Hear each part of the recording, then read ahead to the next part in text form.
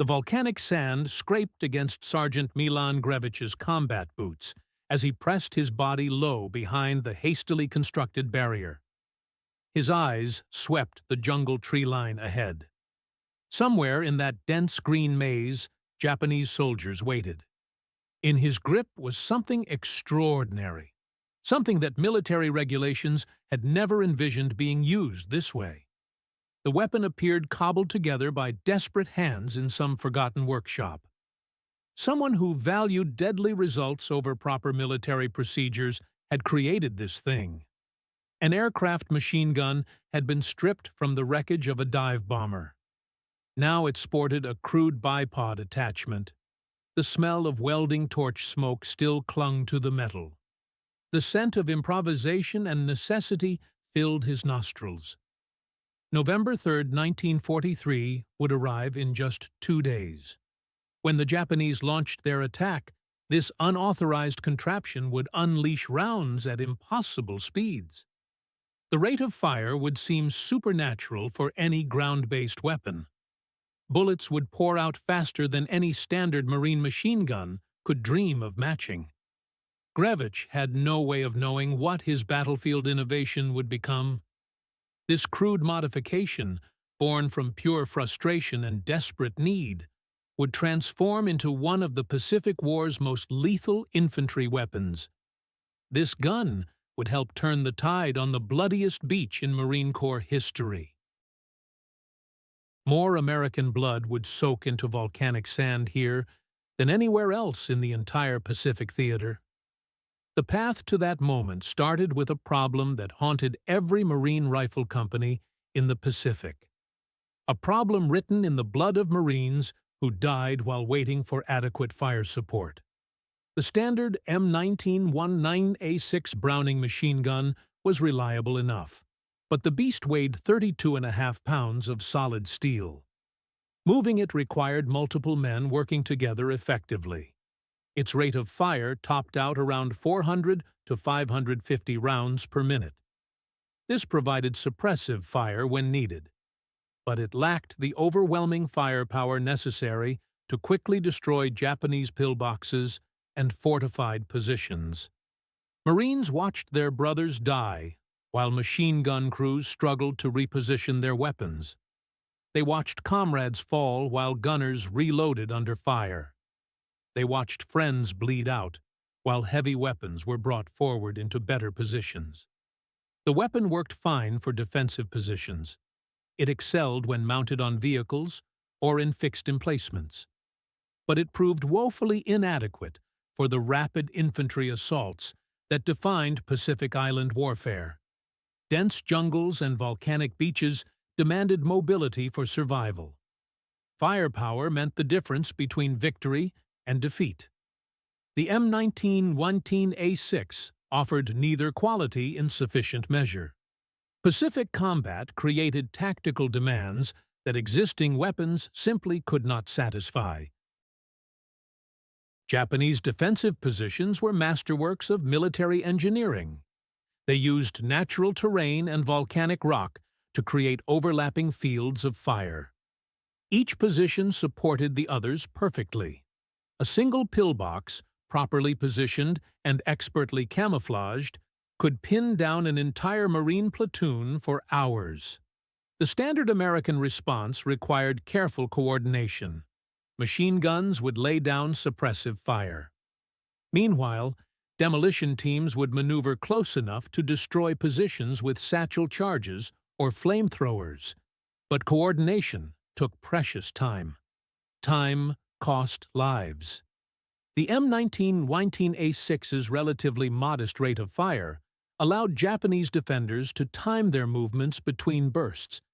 They could maintain defensive fire even while under suppression. Marines advancing across open ground needed their machine guns to deliver overwhelming volumes of fire. Defenders literally could not raise their heads to return fire. The M1919A6 could not deliver this level of suppression. The weapon's weight made the problem even worse.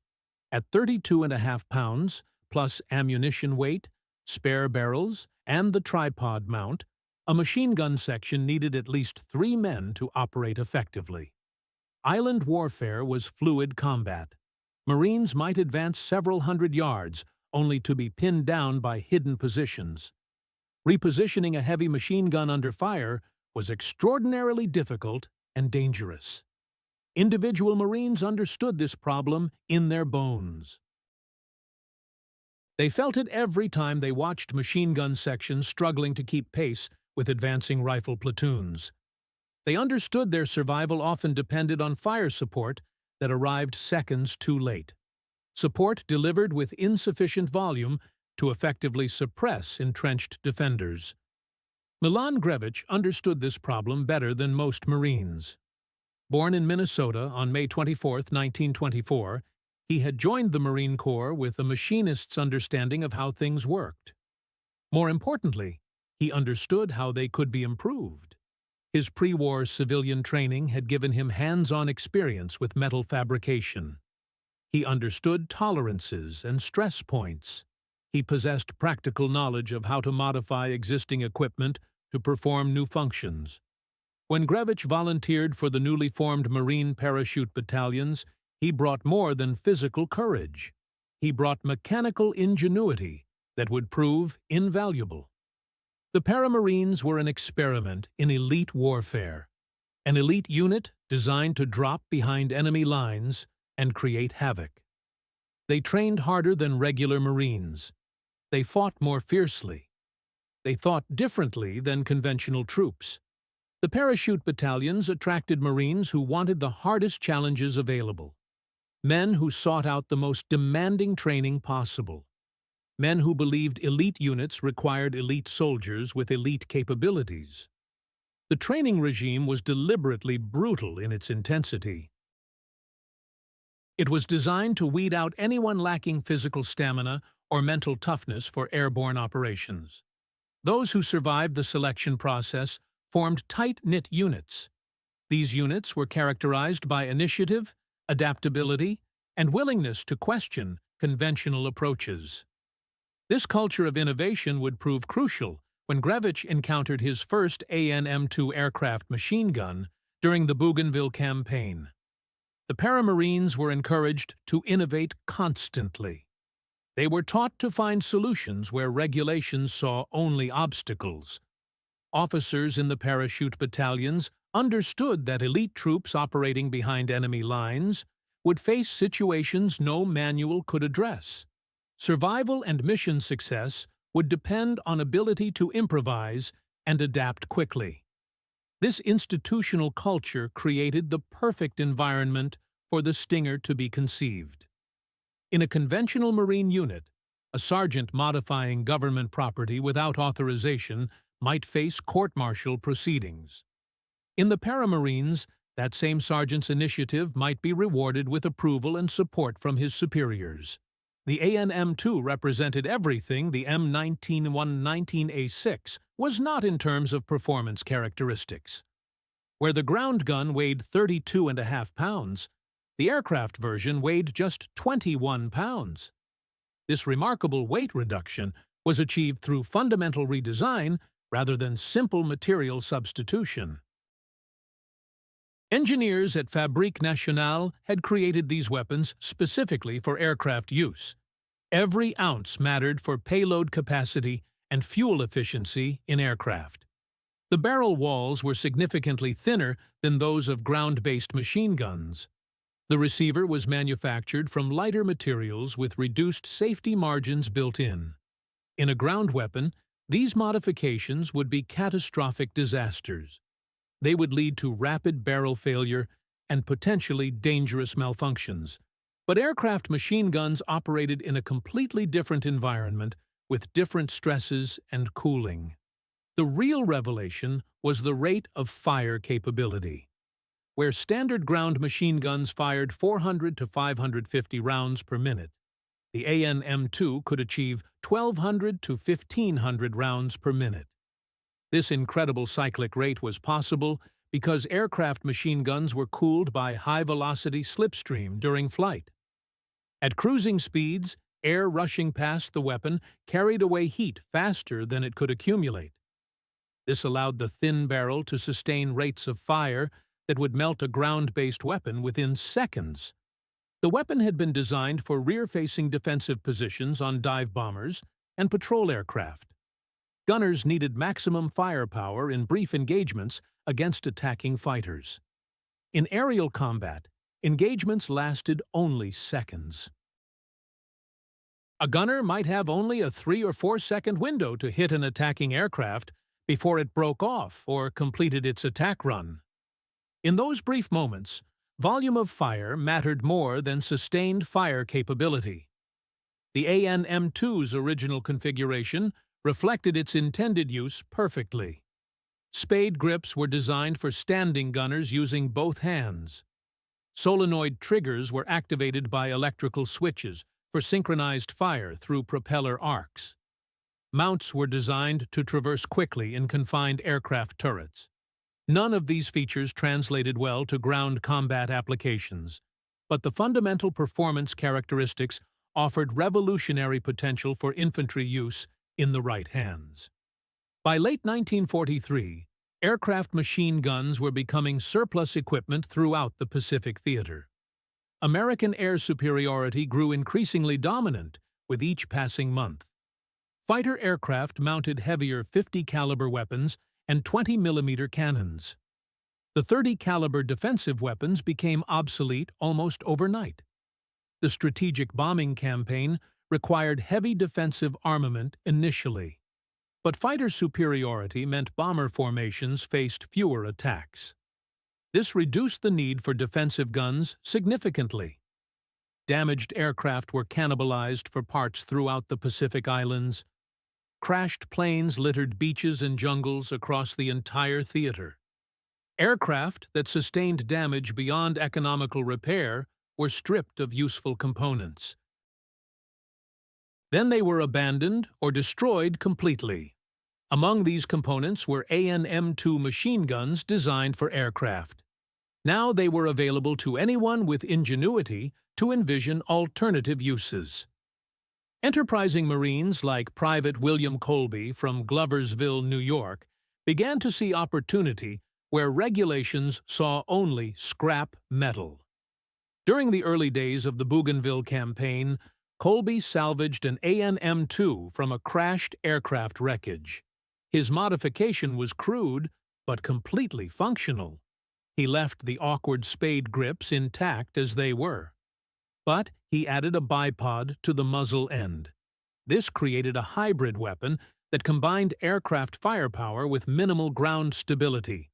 When Japanese forces attacked his position on November 3, 1943, Colby deployed his modified weapon with devastating effect. Fed ammunition by his assistant gunner, Private Edward Crumlish, he repelled the assault with firepower that shocked both sides. The weapon overheated quickly without the cooling effect of aircraft slipstream. It lacked any proper stock for precise aiming. This made accurate fire extremely difficult. The spade grips were awkward for a prone gunner to operate effectively. But despite these significant limitations, the weapon worked. The psychological impact on Japanese attackers was immediate and profound. Throughout the Pacific War, Japanese soldiers had grown accustomed to the rhythmic fire of American machine guns. The Browning's distinctive sound and cadence were familiar sounds. They were almost predictable to experienced soldiers. Attackers learned to time their movements precisely. They advanced during pauses in fire. They sought cover when fire intensity increased. Colby's modified aircraft gun shattered this learned behavior completely. The rate of fire was so high, it produced not familiar rhythmic bursts. Instead, it created a continuous roaring tear. It sounded like enormous fabric being ripped apart at massive scale. Japanese attackers who attempted their usual tactics found themselves caught in fire that seemed to fill the air itself. Fire that left no gaps for movement. Fire that created an almost solid wall of lead flying through the air. Grevich watched Colby's improvised weapon in action and saw more than just a field modification. He saw the beginning of something revolutionary that could change infantry warfare. The crude nature of Colby's conversion actually highlighted the weapon's true potential. If this barely modified aircraft gun could produce such devastating results, what might be possible with proper conversion? A conversion designed specifically for infantry use with precision and care. Together with Private First Class John Little, Grevich began work on what would become the first true Stinger machine gun. They started with an AN-M2 that had been brought ashore at Empress Augusta Bay. It was likely salvaged from a damaged aircraft, or perhaps obtained through informal supply networks that existed between Marine ground units and Navy aviation personnel. The spade grips designed for aircraft gunners were clearly useless for infantry work. Aircraft gunners used both hands in a standing position. A prone infantryman needed a trigger he could operate with one hand. He needed to maintain his grip on the weapon and sight picture simultaneously. Grevich fabricated a trigger mechanism from sheet metal available in camp. It was crude in appearance, but completely functional in operation. The design was simple by necessity. A mechanical linkage transferred finger pressure to the weapon's firing mechanism. For a stock, they cut down an M1 Garand rifle butt stock carefully. The Garand stock was solid walnut wood. It was designed to withstand the considerable recoil of the .30-06 cartridge, but it was also precisely shaped to fit the human shoulder and cheek perfectly. It offered the kind of stable shooting platform the aircraft gun lacked completely. Grevich carefully hollowed out the stock to accept the unique shape of the aircraft machine gun's buffer tube. This was painstaking work that required precision cutting. He had to maintain the stock's structural integrity while achieving proper fit. From a Browning automatic rifle, they took the bipod and rear sight assembly. These components offered multiple advantages beyond their functional capabilities. Every Marine was already trained on the bar extensively. Every Marine was familiar with its sight picture and bipod deployment. Using these components meant the Stinger would feel familiar despite its revolutionary performance characteristics. This would reduce training time significantly. It would make the weapon more intuitive for Marines transitioning from standard weapons. The bipod provided crucial front-end stability for controlling the weapon's high rate of fire. The BR sight offered aiming capabilities superior to original aircraft sights. Aircraft sights had been designed for aerial gunnery. Point shooting and tracer observation mattered more than precision aiming in aircraft. The result was a weapon unlike anything in the Marine Corps arsenal. 40 inches long when assembled, 25 pounds fully configured with bipod and stock. Belt fed with a 100-round ammunition box attached. It looked cobbled together because it absolutely was. It was an amalgamation of 3 different weapon systems held together by ingenuity and desperate necessity. The aesthetic was purely functional in appearance. It lacked the refined lines of factory-produced weapons. Welds were clearly visible on the metal surfaces. The stock showed obvious modification marks. The trigger mechanism looked improvised because it was improvised. But function mattered infinitely more than form in combat. When Grevich test-fired the weapon, the results exceeded even his most optimistic expectations. The cyclic rate remained close to the original aircraft specification, somewhere between 1,200 and 1,500 rounds per minute. In practical terms, this meant the Stinger could deliver 3 times the volume of fire as the M19-110A6. A 3-second burst would send approximately 70 to 75 rounds downrange. The standard 100-round ammunition box would empty in approximately 5 seconds of continuous fire. These numbers translated into overwhelming tactical advantages on the battlefield. Japanese pillboxes that could withstand suppression from conventional machine guns found themselves unable to maintain defensive fire when engaged by the Stinger. The sheer volume of rounds pouring through firing ports forced defenders to take cover. This created precious seconds needed for demolition teams to advance. The stinger that Grevich and Little assembled on Bougainville saw no actual combat during that campaign. The fighting concluded before they could properly test their creation in battle. But the weapon represented proof of concept validation. Aircraft machine guns could be successfully converted for infantry use, with dramatic improvements in firepower.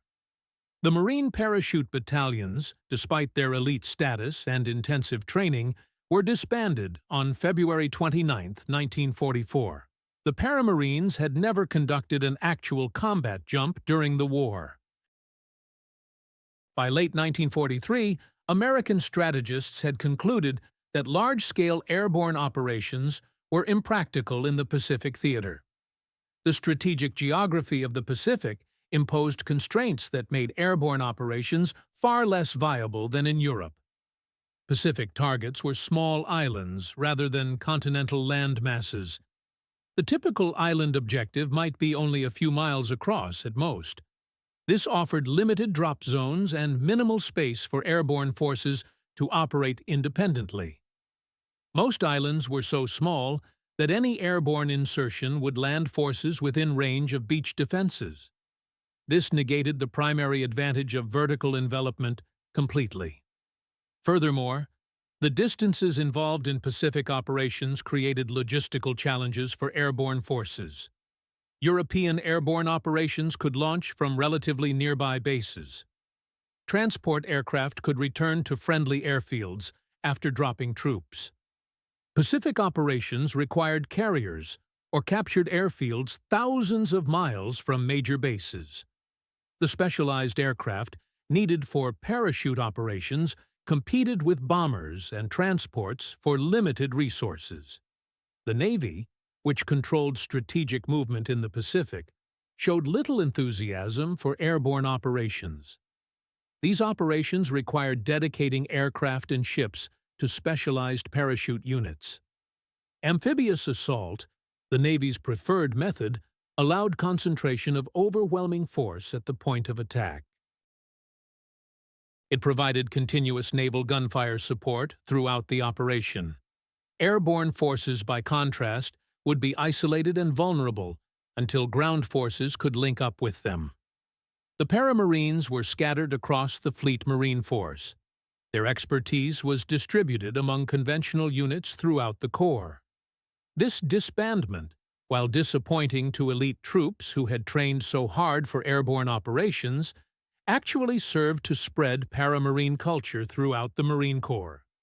The culture of innovation and aggressive problem-solving spread with the men. Milan Grevich found himself reassigned to the machine gun section of G Company, 28th Marine Regiment, 5th Marine Division. This reassignment would prove fortuitous beyond imagination. It placed him in position to revive and refine the Stinger concept for the most important battle of his life.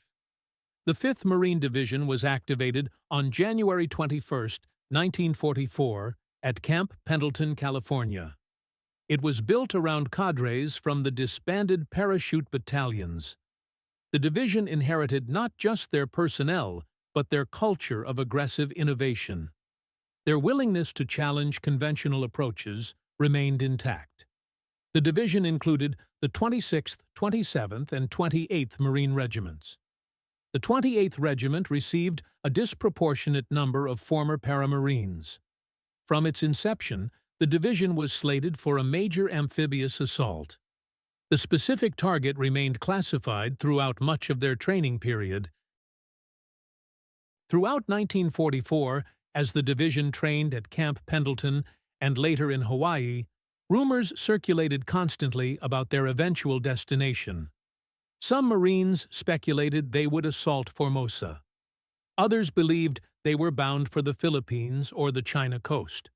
The truth, when it finally came during classified briefings in late 1944, would prove more daunting than any rumor circulating. The 5th Marine Division was bound for Iwo Jima, a volcanic speck in the Pacific that intelligence estimated would require 1 week to secure completely. The actual battle would last 36 days of hell. It would demand more Marine blood than any battle in Corps history.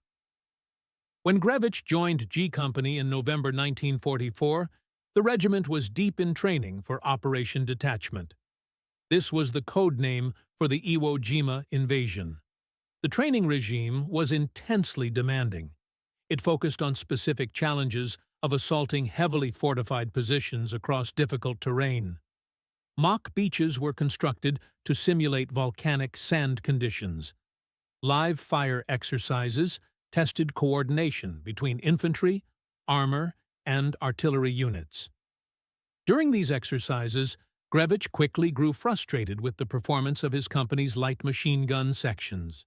The problem he had observed on Bougainville had not been solved at all. The Marine Corps had not fielded any new weapons that addressed fundamental limitations of the M19-129A6. Marines were still training with the same weapons they had always used. They faced the same tactical constraints as before. They were accepting the same casualties that better equipment might prevent entirely. During training exercises, Grevich watched machine gun crews struggle to keep pace with advancing rifle platoons. He watched suppressive fire arrive too late to save Marines caught in killing zones. He saw demolition teams pinned down because machine guns could not deliver sufficient fire volume to suppress mock defensive positions. He knew a better solution existed because he had helped build it a year earlier on Bougainville. The memory of that first Stinger haunted him. Cobbled together in the field and never tested in combat, it gnawed at him. He had seen what the weapon could do in test firing sessions. He had watched Colby's crude modification devastate a Japanese attack completely. He knew that properly engineered versions of the Stinger could give Marine rifle companies the firepower advantage they desperately needed. Grevich approached his company commander with a detailed proposal. He could build modified aircraft machine guns, weapons that would give each platoon unprecedented firepower capabilities. The company commander was intrigued but cautious about the proposal. He understood that unauthorized modification of government property could result in court-martial proceedings, but he also understood that his Marines were training for an assault that would require every possible advantage available. The request was passed up the chain of command to the battalion commander level. Remarkably, perhaps reflecting the paramarine culture that permeated the 28th Marines, the battalion commander approved the request. This approval came with an important caveat that would prove crucial for Grevich's legal protection. The modifications were not officially sanctioned by Marine Corps headquarters in Washington. They were not part of any approved weapons system design. They were not listed in any table of organization and equipment. The Stingers would not appear on any official property records anywhere. They would not be subject to formal inspection procedures. They would exist in the gray area between field modification and unauthorized equipment, but they were authorized at the battalion level. This was a crucial distinction that would protect Grevich from charges of unauthorized modification of government property. The battalion commander put his approval in writing carefully. This created a paper trail that legitimized the project within the battalion's sphere of authority, even if it lacked higher-level sanction from above. This distinction might seem like bureaucratic hair-splitting to civilians, but it reflected sophisticated understanding of military authority and responsibility. The battalion commander was essentially accepting personal responsibility for the entire modification program. He was betting his career on Grevich's ability to deliver effective weapons. Grevich set to work in Hawaii with assistance from Private First Class John Little. His partner from the Bougainville project rejoined him eagerly. They scoured the island for crashed or damaged aircraft. They searched for spare parts from aircraft being cannibalized for other purposes. They looked for any source of AN-M2 machine guns available. Hawaii, as a major staging area for Pacific operations, hosted numerous air bases. Damaged aircraft were constantly evaluated for repair or salvage at these facilities. The two Marines developed relationships with Navy and Marine Corps aviation personnel. They explained their project and requested access to surplus weapons. Some aviation units were skeptical about the request. They questioned why ground troops wanted aircraft guns for infantry use. But others were intrigued by the innovation and willingly cooperated. Support came from different quarters within the command structure. Some officers recognized merit when they saw it. Any breakthrough that might preserve Marine lives earned backing despite bureaucratic obstacles. They understood innovation sometimes required bending established procedures. The building process demanded absolute precision, even within makeshift facilities. Every stinger needed exact measurements when cutting M1 Garand stocks. Trigger systems required delicate craftsmanship. Bar bipods and sights demanded perfect alignment with new configurations. Time pressure could not compromise quality standards.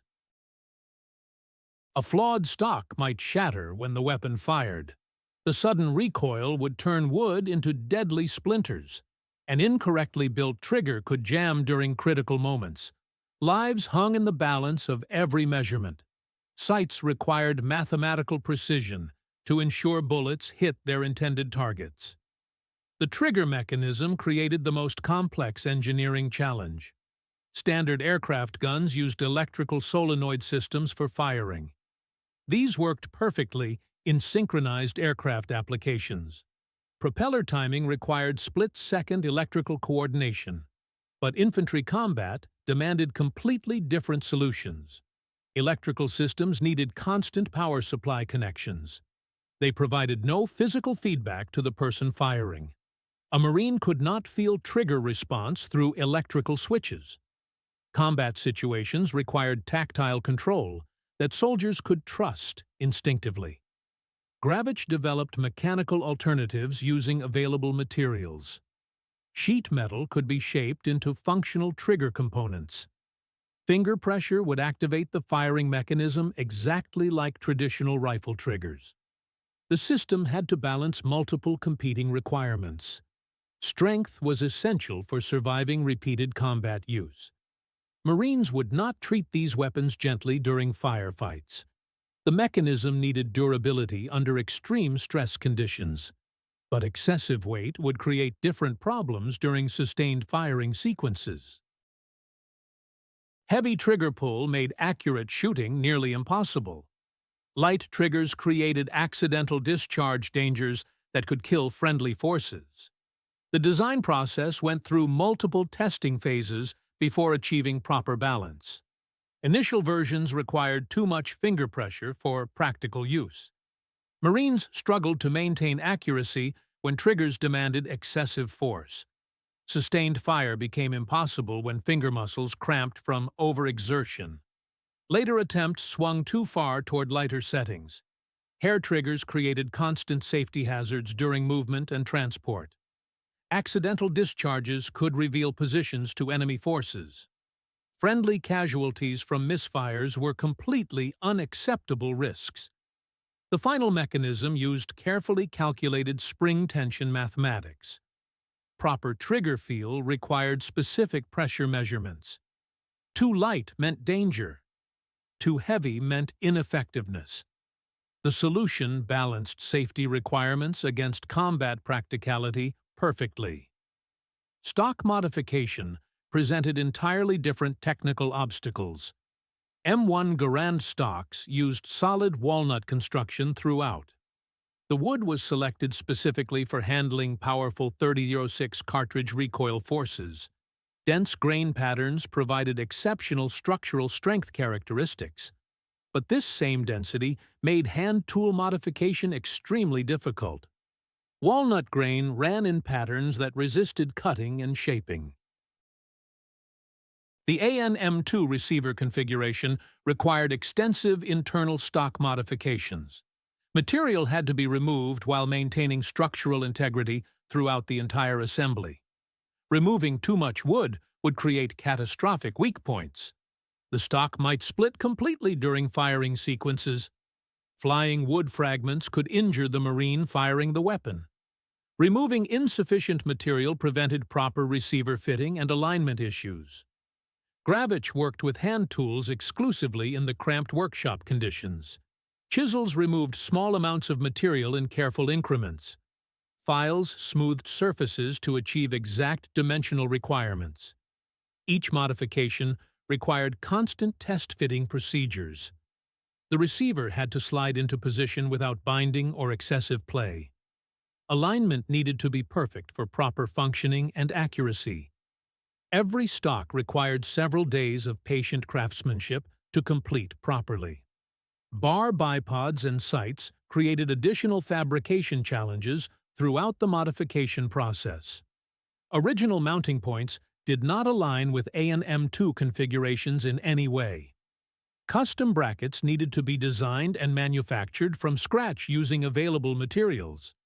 These brackets carried tremendous responsibility for weapon effectiveness. They had to maintain perfect zero settings under firing stress conditions. Loose mounts would destroy accuracy completely, but excessive weight would make the weapons impractical for infantry use. Gravich fabricated mounting brackets from steel plate materials. Drilling required precision hole placement for proper alignment.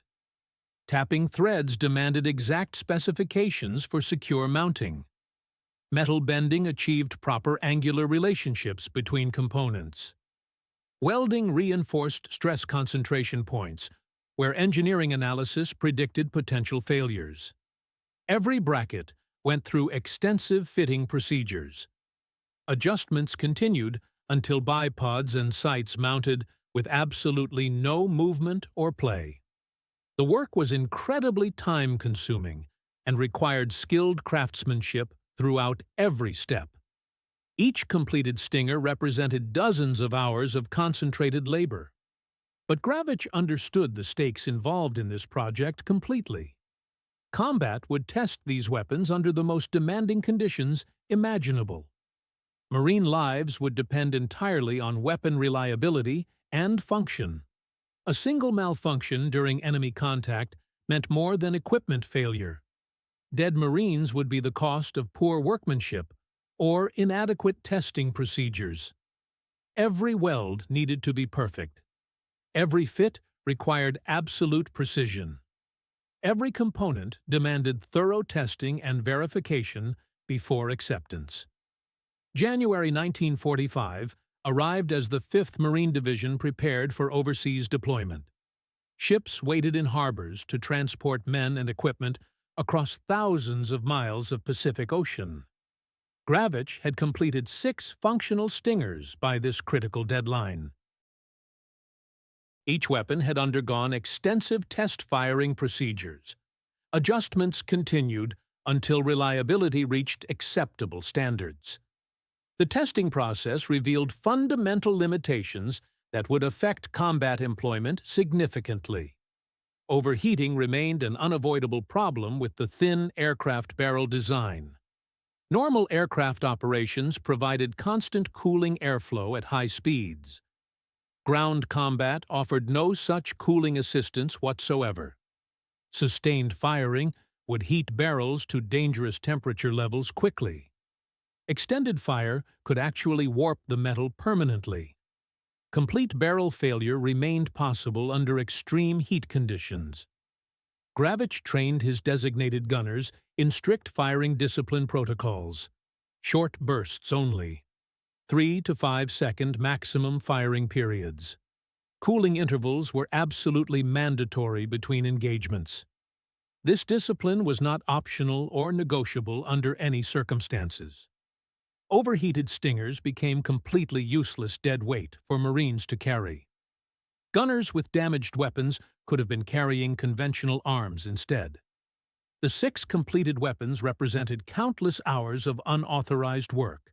Materials had been acquired through unofficial supply channels throughout the process. Modifications existed in regulatory gray areas between innovation and violation. But these weapons provided exactly what the 28th Marines needed for upcoming combat operations. The firepower advantage exceeded anything available to other rifle companies. No other unit in the division could match this organic capability. Distribution of the 6 Stingers required careful tactical consideration. G Company's 3 rifle platoons each received 1 weapon.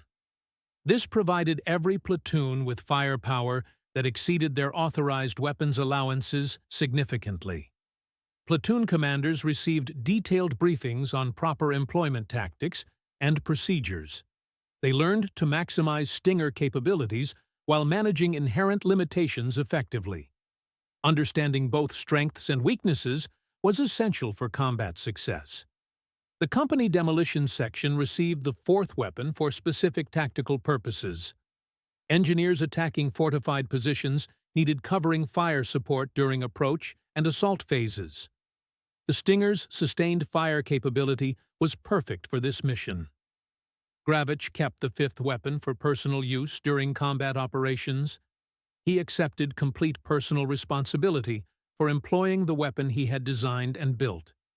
His intimate knowledge of its capabilities made him the logical operator.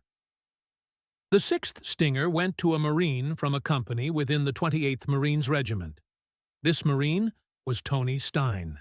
His actions with this particular weapon would eventually earn him the nation's highest military decoration for exceptional valor. Tony Stein entered the world on September 30, 1921, in Dayton, Ohio. His parents had immigrated from Austria-Hungary, seeking better opportunities in America. They joined waves of Eastern European immigrants who transformed industrial cities during the early 20th century. The Stein family faced significant financial hardships throughout Tony's childhood years. The Great Depression made survival extremely difficult for working-class families everywhere. Difficult economic choices became unavoidable when money was scarce. Tony left high school during his freshman year to help support his family. This decision was not uncommon during Depression-era America. Family survival often required every capable person to work and contribute income. Education became an unaffordable luxury when basic necessities were uncertain. Many young people sacrificed their academic futures for immediate family financial needs. Tony found employment opportunities where they existed in the struggling economy.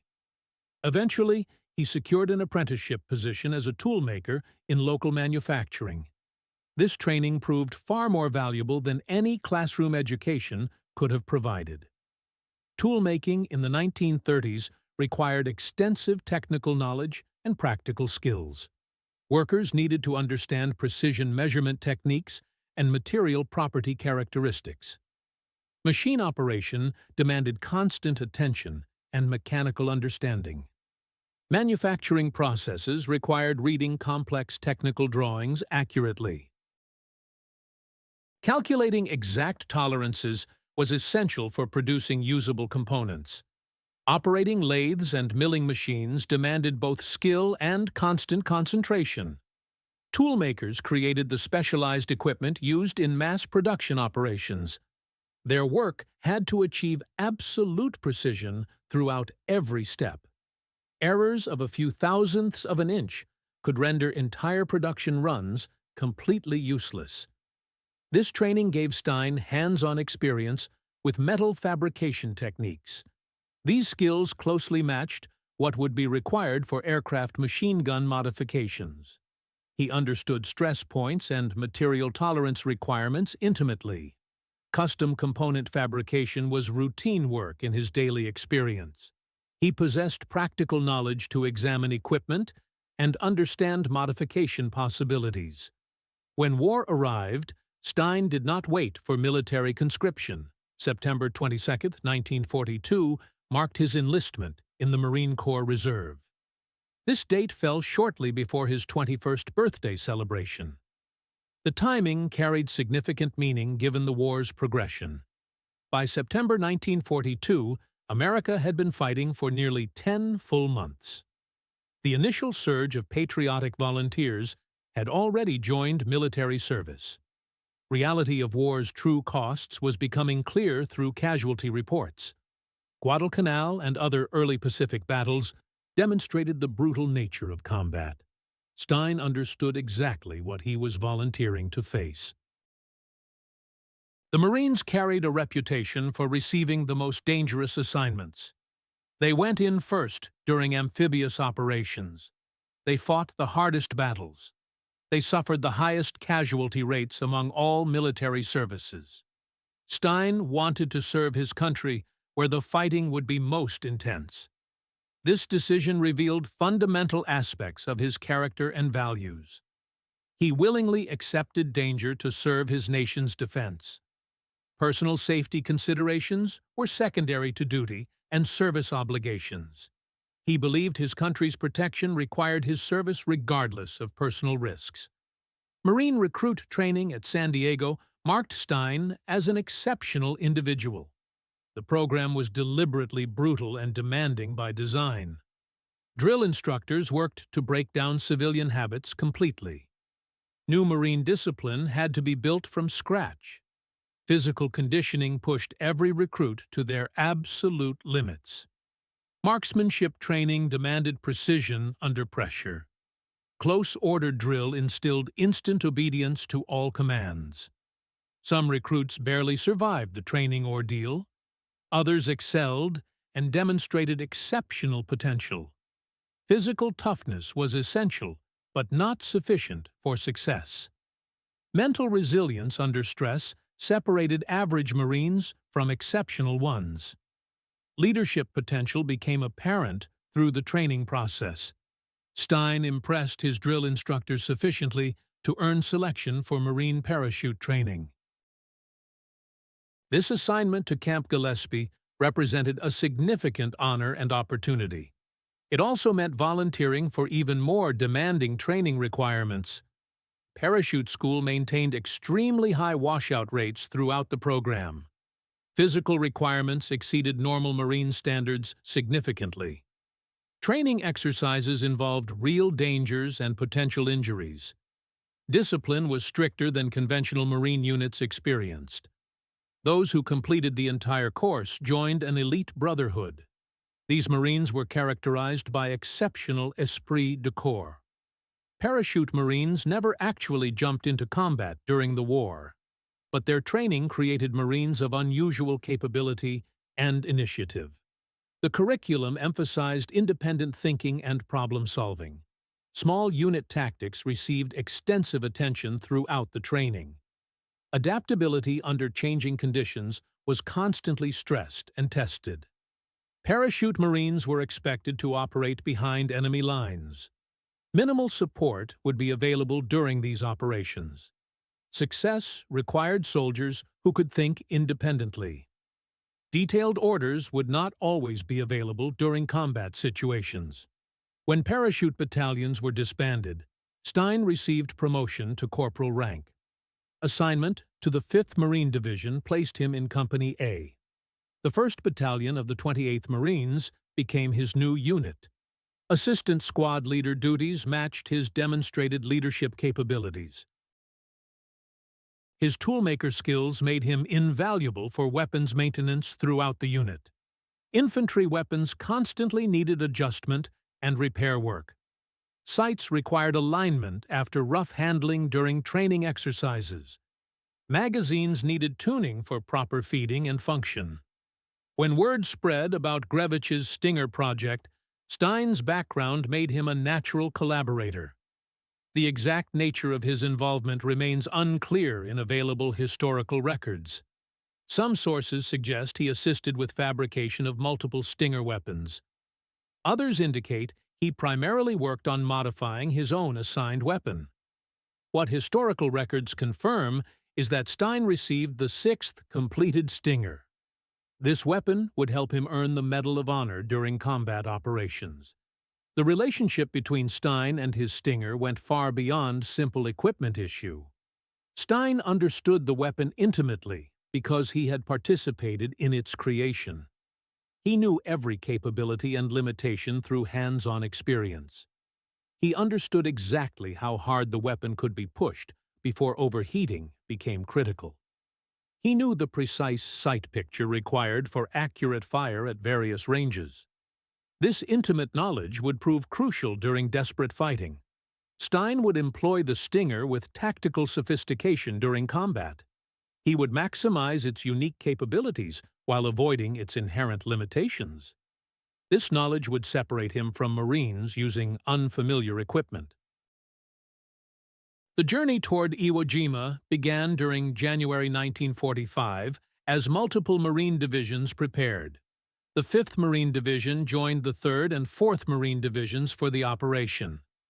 Transport ships loaded approximately 70,000 Marines and attached Navy personnel. Crowded conditions aboard transport vessels would last for weeks during the voyage.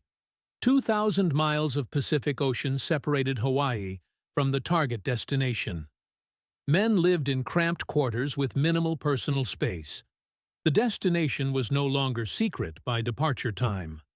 Security restrictions had been relaxed to allow detailed operational briefings. Marines studied aerial photographs of their objective extensively.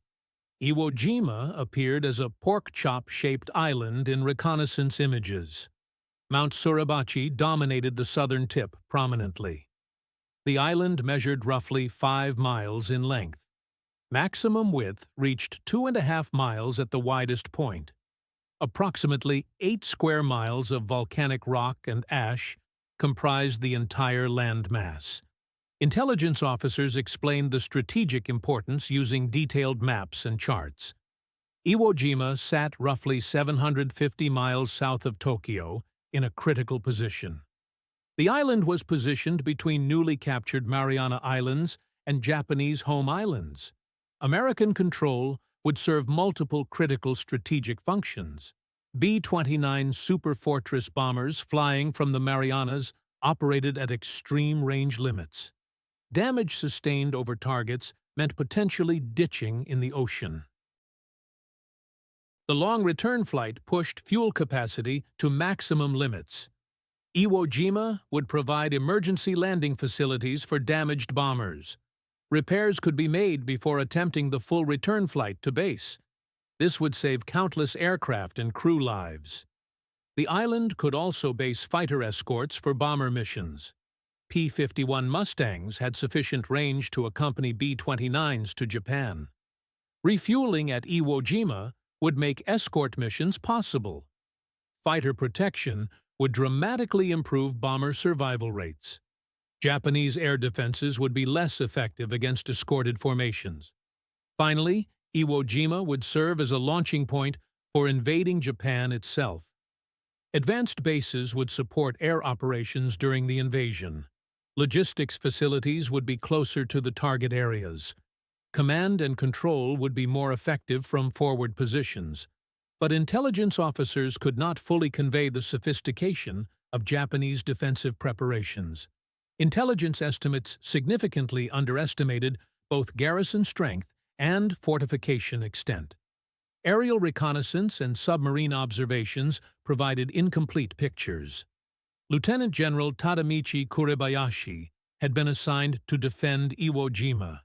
His appointment came in June 1944, giving him 9 months for preparation. Career military experience included extensive combat in China. Strategic studies at the Army War College provided understanding of broader military concepts. Kuribayashi grasped both tactical and strategic aspects of his situation. He recognized that Japan had already lost the war effectively. American industrial production exceeded Japanese capacity by massive margins. Military strength favored America overwhelmingly in every category. Technological superiority was evident in every aspect of warfare. Japanese defeat was inevitable given these fundamental realities, but timing and terms of that defeat remained negotiable questions. Sufficient casualties might force political reconsideration in America.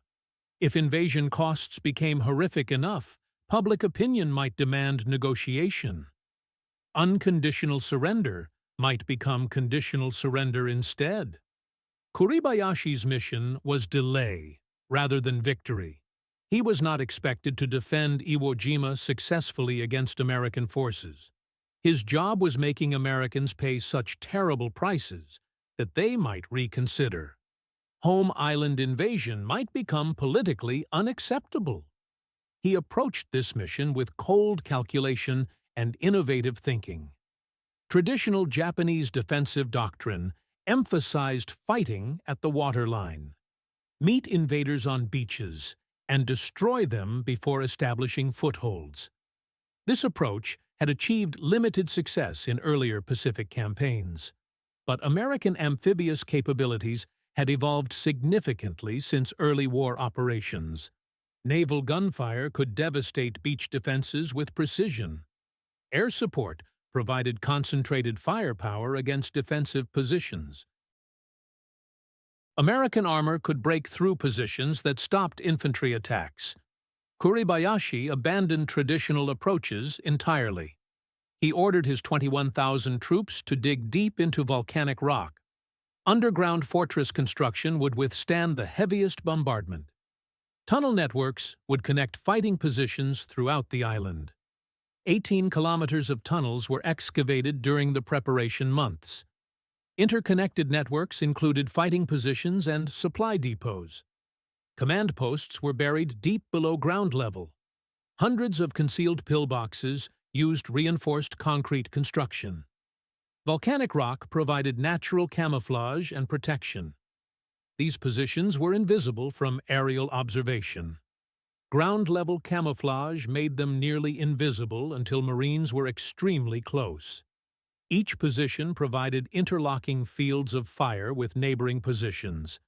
Attackers neutralizing one position would immediately face fire from others. Artillery and mortar positions were constructed in caves and covered bunkers. Japanese gunners could fire on predetermined targets effectively. Retreat into cover preceded counter-battery fire responses. Pre-registered firing points covered every likely avenue of approach. Every beach area was covered by planned fires. Terrain features that might provide cover were targeted. Kuribayashi trained his men in completely new defensive doctrine. Traditional banzai charges and suicidal attacks were forbidden absolutely. Wasteful gestures of honor served no tactical purpose. Dramatic but meaningless attacks would not be permitted under any circumstances. Every man would fight from cover exclusively. Fire would be delivered only when clear targets presented themselves. Maximum casualties would be inflicted while preserving defender lives as long as possible. Each defender was instructed to kill 10 Americans before dying. Positions would be defended to the last man available. But defenders would not waste their lives in useless attacks. Americans would have to dig them out one position at a time. Blood would be the price for every yard of volcanic rock. The discipline required for this doctrine was extraordinary among Japanese forces. Traditional military culture emphasized aggressive offensive action above all else. Glorious death in battle was considered the highest honor. Personal sacrifice was valued more than tactical effectiveness in many situations. Kuribayashi demanded abandonment of these deeply ingrained cultural values. His men had to accept that they would all die eventually. But death had to serve maximum enemy casualties rather than personal glory. Success meant imposing this discipline on his entire command structure. His leadership ability made this transformation possible. Desperate circumstances Japan faced by early 1945 helped motivate the changes. Men defending Iwo Jima understood they were completely doomed. No reinforcement would arrive to assist their defense. The best they could hope for was dying in ways that served Japan's final defense. Pre-invasion bombardment began on February 16, 1945, with massive naval forces. Major General Harry Schmidt commanded Marine forces for the operation. He had requested 10 days of naval bombardment based on intelligence estimates. Experience taught that reducing fortified positions required sustained fire over extended periods. Days of bombardment were needed, not mere hours. The Navy provided only 3 days for the bombardment phase. This decision reflected strategic demands of the broader Pacific campaign. Naval planners also fundamentally misunderstood defensive preparations on Iwo Jima. Intelligence estimates suggested 3 days would be sufficient to neutralize positions. Concentrated fire from battleships, cruisers, and destroyers should suppress remaining resistance. For 72 hours, the most powerful naval task force ever assembled pounded the island. Battleships firing 16-inch guns hurled shells weighing more than a full ton. Volcanic rock shattered under the massive explosions. Cruisers added 8-inch fire to the bombardment. Destroyers maneuvered close to shore for specific target engagement. 5-inch guns provided precision fire on visible positions. The bombardment scale was staggering by any measure. Thousands of shells crashed into the island every single hour. Entire terrain sections disappeared under concentrated explosions. Volcanic rock fragments sprayed across the landscape. Marines waiting on transport ships watched the island seemingly disintegrate. B-29 bombers flew strikes from the Mariana Islands bases. Heavy bombs added to the naval gunfire destruction. Navy aircraft from fast carriers attacked systematically throughout the bombardment. Bombing and strafing targeted any visible defensive positions. Combined firepower represented the most concentrated bombardment yet delivered. Marines watching from transports felt completely confident about the outcome. Nothing could possibly survive such devastating firepower. Intelligence estimates predicted 1 week to secure the entire island. Some officers privately speculated operations might conclude in 3 or 4 days. They were catastrophically wrong in these optimistic assessments. The bombardment was visually impressive, but largely ineffective. Naval shells were designed to penetrate ship armor or destroy surface structures. Limited effectiveness resulted against positions dug deep into volcanic rock. Bombs created impressive craters, but failed to collapse tunnel networks. Japanese forces followed Kuribayashi's orders perfectly throughout the bombardment period. They remained in underground positions without returning fire. No positions were revealed to American gunners. Americans were bombarding empty terrain in many cases. Actual defensive positions remained untouched deep underground. When bombardment lifted on February 19th morning, Kuribayashi's forces emerged largely intact. Weapons remained functional after 3 days of bombardment. Ammunition stocks had not been depleted significantly. Defensive positions were still completely viable for combat operations. 3 days of bombardment accomplished little beyond alerting defenders. The invasion was obviously imminent to Japanese forces. February 19, 1945, dawned clear and cold over the Pacific. H-hour was established for 9 o'clock in the morning. First assault waves included 5th Marine Division on the left flank. 4th Marine Division would land on the right flank. 700 yards of beach would be the landing zone. Designated areas were Green Beach, Red Beach, Yellow Beach, and Blue Beach. North to south arrangement followed standard amphibious doctrine. Amtraks churned toward shore, carrying their loads of heavily equipped Marines. Mount Suribachi loomed ahead, a dormant volcano 554 feet high. The mountain dominated the southern end of the island completely. Naval gunfire shifted inland as first waves approached the beach areas. Eerie silence fell over Iwo Jima as bombardment lifted. Marines hit the beach at exactly 9 o'clock as planned. They immediately encountered their first significant obstacle upon landing. The beach was not traditional sand, but volcanic ash. Black and loose material rose in terraces 15 feet high. Men sank to their ankles with every step forward. Some Marines sank to their knees in loose ash. Volcanic material provided no stable footing whatsoever. Firm surfaces for digging in were completely unavailable. Firing positions could not be established in the loose material. Vehicles bogged down immediately upon reaching shore.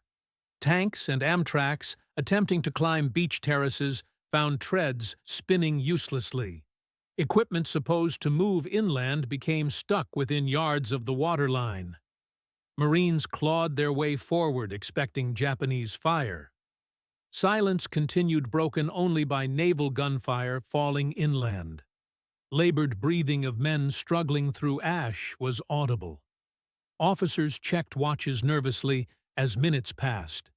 Lack of resistance felt completely wrong and ominous to experienced Marines. For nearly an hour, Japanese forces held their fire. Kuribayashi's orders were being followed to the letter. Americans were allowed to land without interference. More men crowded onto the beach areas. Equipment struggled forward through volcanic ash. Marines brought more targets into the carefully prepared killing zone. Maximum numbers had to present themselves before firing began. Beach areas packed with men and equipment. At approximately 10 o'clock, when beaches were completely crowded, the entire island erupted. Artillery and mortar fire fell in devastating concentrations. Pre-registered fires had been plotted weeks in advance. High explosive shells burst among packed Marines. Fragments tore through flesh and equipment indiscriminately. Mortar rounds dropped into volcanic ash with dull sounds. Explosions sent deadly fragments in all directions. Machine guns fired from hidden positions in the terraces. Concealed pillboxes opened fire simultaneously. Firing ports were camouflaged so skillfully that Marines could not locate them. Interlocking fields of fire covered every possible avenue. Marines seeking cover from one position exposed themselves to others. Marines died in black volcanic sand cut down by invisible fire.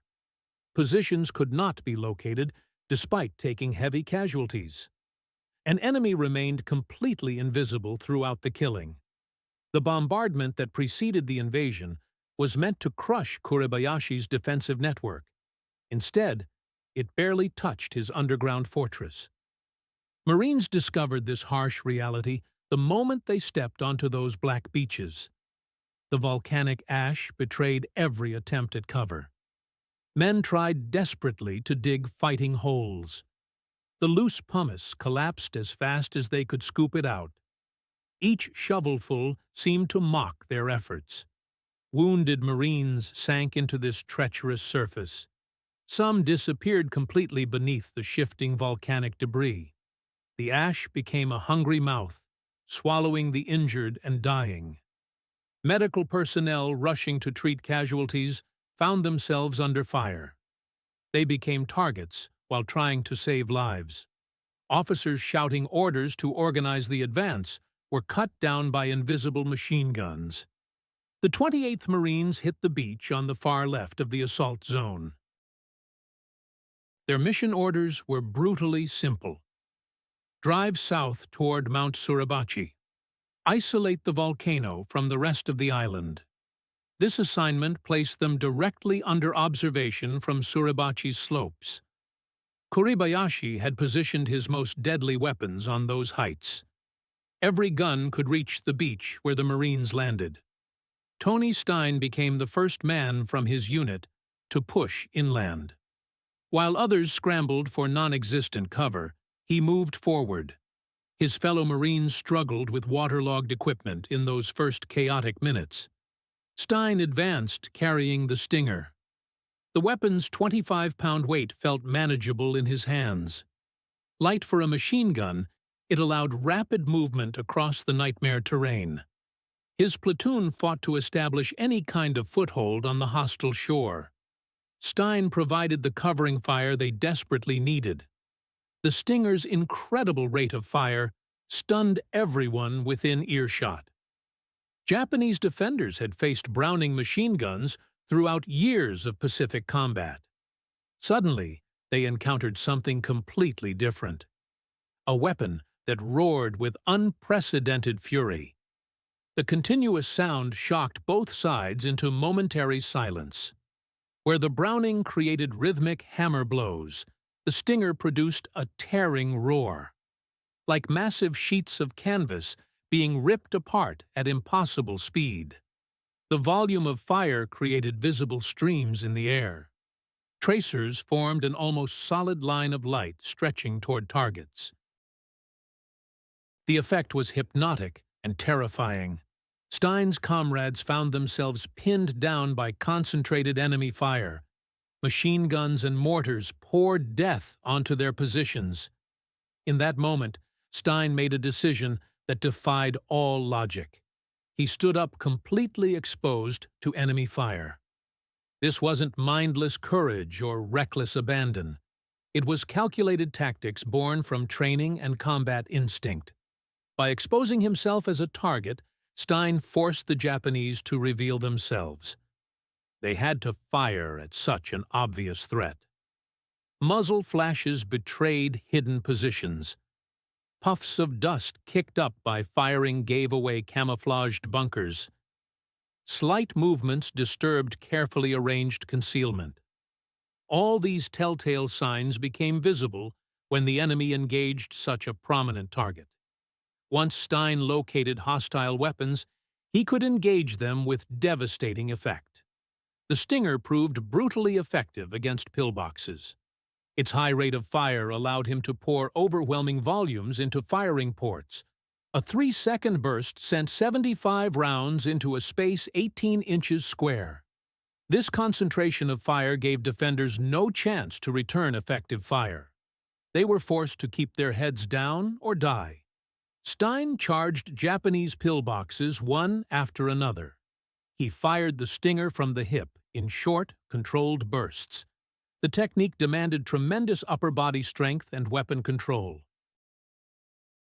Despite its relatively light weight, the Stinger generated significant recoil at 1,200 rounds per minute. Maintaining aim while advancing required strength, skill, and absolute concentration. The weapon's appetite for ammunition was prodigious and alarming. Despite Stein's discipline in using short bursts, he rapidly exhausted his ammunition supply. The Stinger's primary limitation became critical during sustained combat. Its hunger for rounds was insatiable. When the Stinger ran dry, Stein made a decision combining courage with necessity. He kicked off his shoes and threw down his helmet. These items would only slow him down during what came next. He ran back toward the beach to retrieve ammunition. The decision to remove shoes and helmet seems incomprehensible today. These items provided protection and support in combat. But Stein understood that speed mattered more than protection. The 400-yard dash back to the beach required maximum mobility. The volcanic ash was treacherous for running even in bare feet. In boots, the journey would be nearly impossible. Each step would sink and catch in the loose pumice.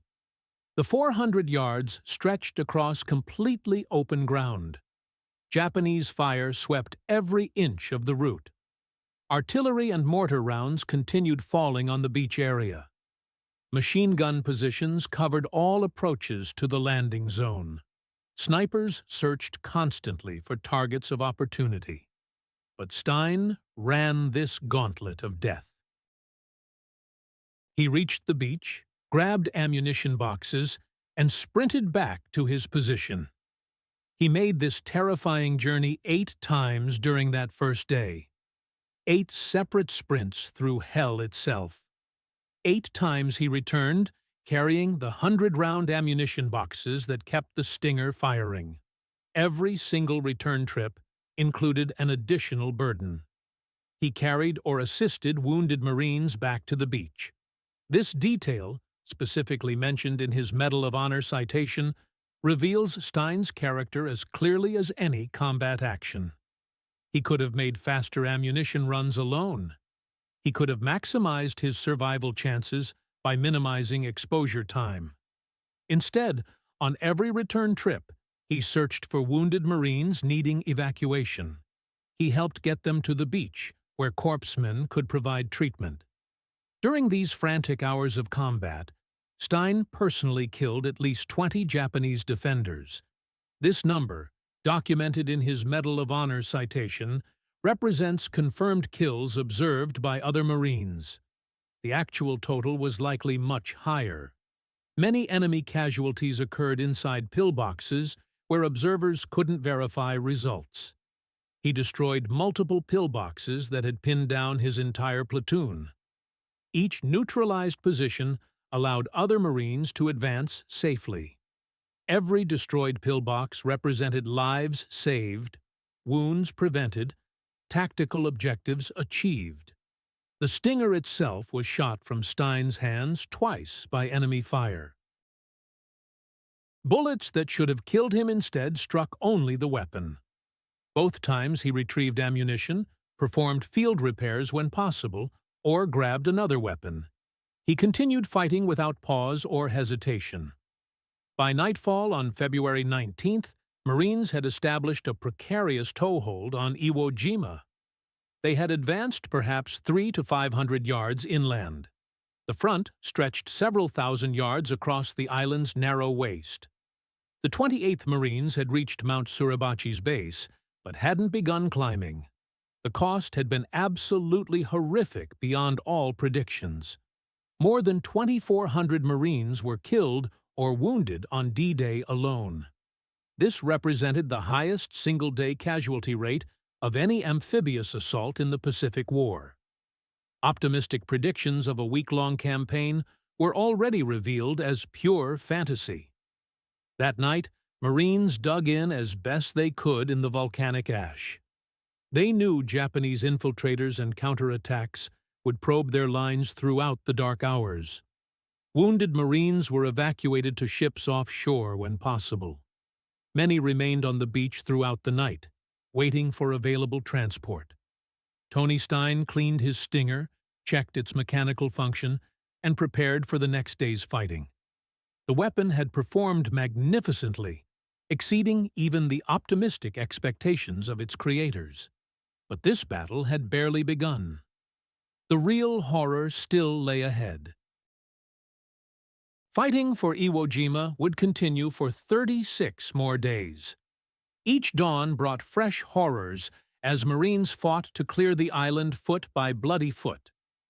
The combat evolved into a brutal contest of pure attrition.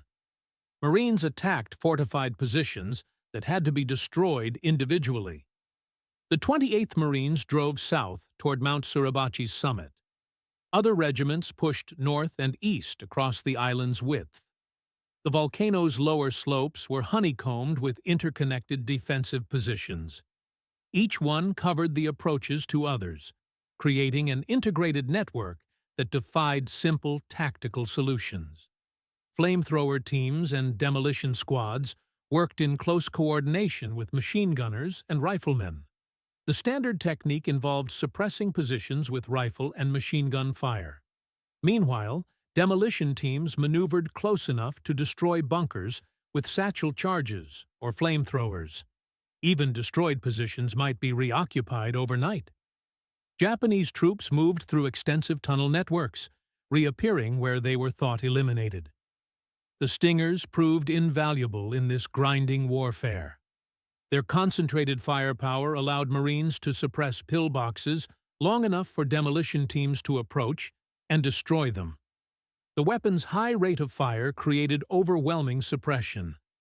This gave attackers those crucial seconds needed to close with enemy positions. On February 23rd, just 4 days into the fighting, a patrol from the 28th Marines climbed Mount Suribachi. They raised a small American flag on the summit. The flag raising was visible from across the entire island. Ships offshore could see it clearly. The sight provided tremendous morale boost to Marines still fighting in the volcanic wasteland below. Hours later, A larger flag replaced the small one. A different group of Marines handled this second raising. Associated Press photographer Joe Rosenthal positioned himself to photograph what he thought would be routine flag replacement. Instead, he captured the second raising in what became the most famous photograph of World War II. The iconic image showed 6 Marines struggling to raise the flagpole against summit winds. The moment of triumph and determination came to symbolize American resolve and sacrifice. But the photograph created a misleading impression that the battle was nearly over. In reality, the hardest fighting still lay ahead in the volcanic wasteland to the north. Tony Stein witnessed the flag raising from his position below.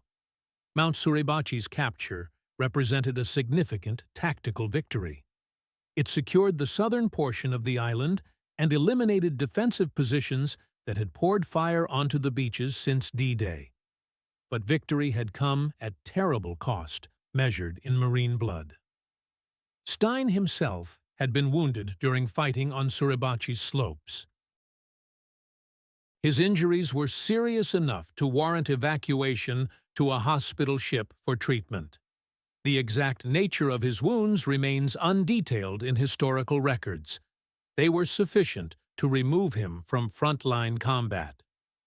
Aboard the hospital ship, recovering from his injuries, Stein learned disturbing news. His company was heavily engaged in vicious fighting for a position designated Hill 362A. This hill lay in the northern part of the island. Company A had suffered heavy casualties in the fighting. The combat was desperate, and every Marine was needed desperately. Despite his injuries, despite being legitimately evacuated and under medical care, Stein made a fateful decision. He left the hospital ship and returned to his unit. He could not remain safe while his Marines fought and died on Hill 362A. This decision was characteristic of the bond between Marines. The sense of brotherhood transcended personal safety and self-preservation. Stein's squad was fighting without him, and his absence meant someone else had to carry the stinger. Someone else had to provide that crucial suppressive fire. Someone else was exposed to dangers he could face in their place. On March 1, 1945, 10 days after his Medal of Honor actions, Tony Stein volunteered for a dangerous mission. He would lead a 19-man patrol to reconnoiter Japanese positions. These enemy emplacements had Company A pinned down completely. The patrol's mission was to identify enemy machine gun installations. This information would allow the company to coordinate attacks to neutralize them. Stein carried his Stinger, the weapon that had become his signature, the tool he understood better than anyone else alive. The patrol moved forward carefully, using whatever cover the volcanic terrain provided. They watched constantly for nearly invisible firing ports that marked Japanese defensive positions. Stein located one pillbox and engaged it with sustained Stinger fire. He poured suppressive rounds into the position with practiced precision. The familiar tearing roar of his weapon echoed across volcanic rock. The sound had become a symbol of hope to Marines and terror to Japanese defenders. But as Stein concentrated fire on that target, another concealed position acquired him. The Japanese defensive network was designed specifically to create these deadly situations. Attacking one position exposed the attacker to fire from carefully coordinated supporting positions. A Japanese sniper positioned in a perfectly camouflaged hide acquired Stein in his rifle sights. The sniper fired a single, carefully aimed shot. The round struck true with deadly precision. Tony Stein, 24 years old, fell dead in the black volcanic sand of Iwo Jima.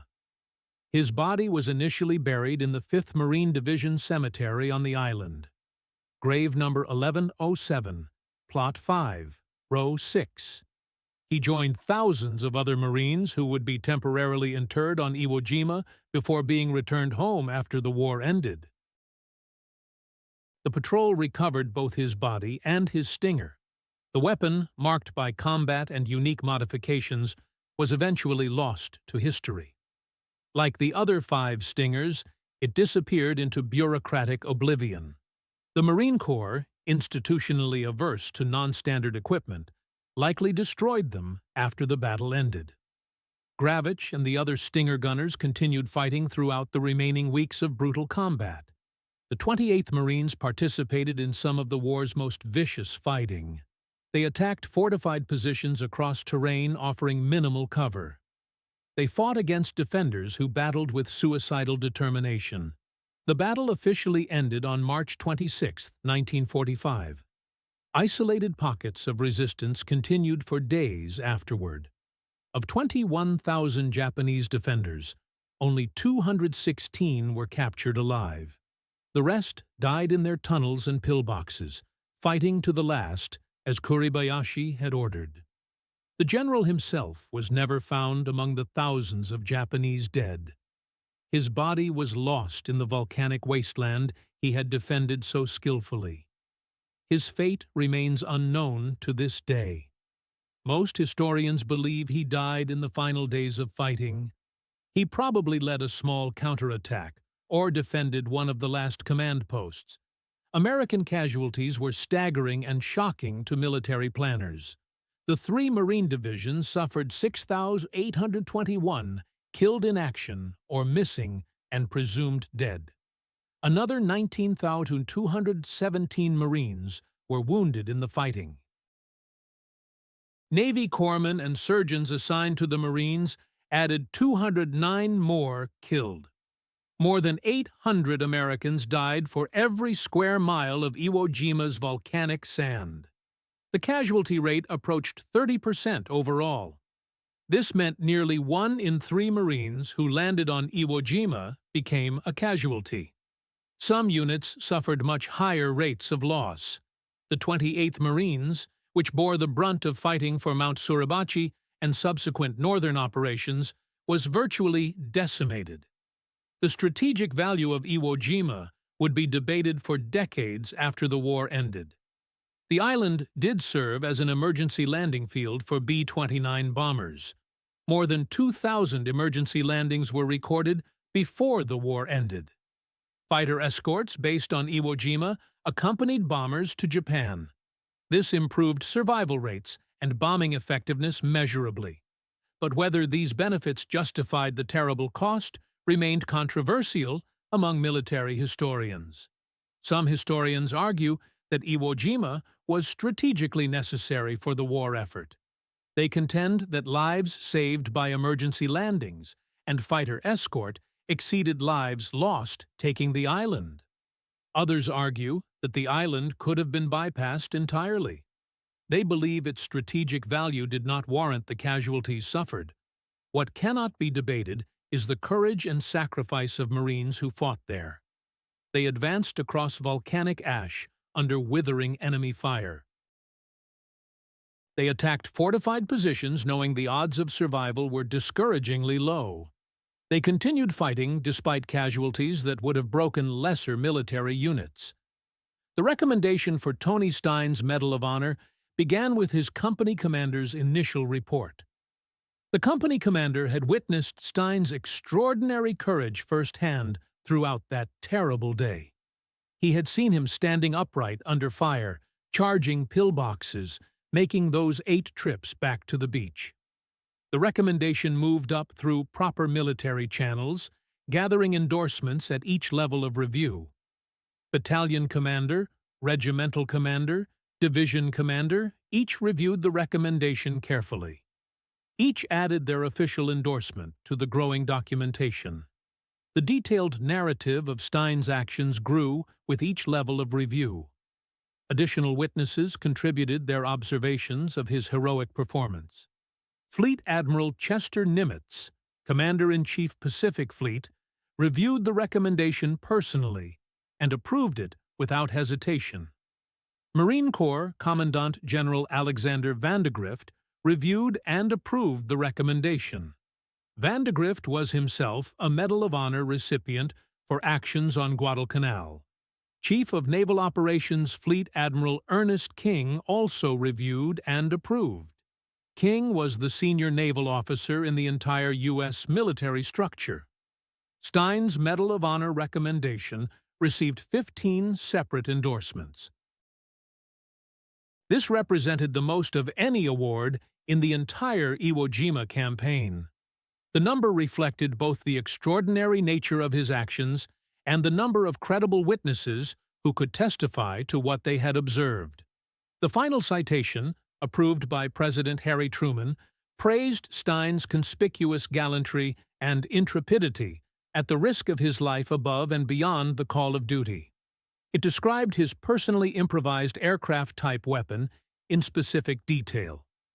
This made it perhaps the only Medal of Honor citation that explicitly references an unauthorized weapon modification. The citation detailed his rapid covering fire for advancing units throughout the day. It described his willingness to expose himself to draw Japanese fire and locate enemy positions. His charges against fortified pillboxes were documented in precise detail. His 8 trips back to the beach for ammunition while carrying or assisting wounded Marines was specifically noted. Each element of his heroic performance was documented and verified by multiple credible witnesses. Exactly 1 year after his heroic actions, on February 19, 1946, Tony Stein's widow Joan received his Medal of Honor. The ceremony took place at the Ohio State House in Columbus. Vice Admiral Frederick William Pinoya, Jr., commander of the 9th Naval District, placed the medal around her neck. The ceremony was attended by Ohio Governor Frank Lausch and Stein's mother, Rose. The three of them stood together, united in grief and pride. Tears streamed down their faces as they listened to the citation being read aloud. Joan was 24 years old, the same age Tony had been when he died on Iwo Jima. She wore black mourning dress, holding the medal that represented her husband's ultimate sacrifice. The physical embodiment of courage that had cost her everything she held dear. Rose Stein, who had emigrated from Austria-Hungary seeking a better life for her children, stood beside her daughter-in-law. She had worked and sacrificed to give her son opportunities in America. Her son had died defending the country that had given his family refuge. He had sacrificed himself for American ideals and American lives. The ceremony was dignified and solemn, befitting the sacrifice it honored with such reverence. But it could not fill the void left by Tony's death on that distant volcanic island. It could not restore what had been lost 7,000 miles away. Later, a bitter dispute arose between Stein's mother and his widow regarding burial arrangements.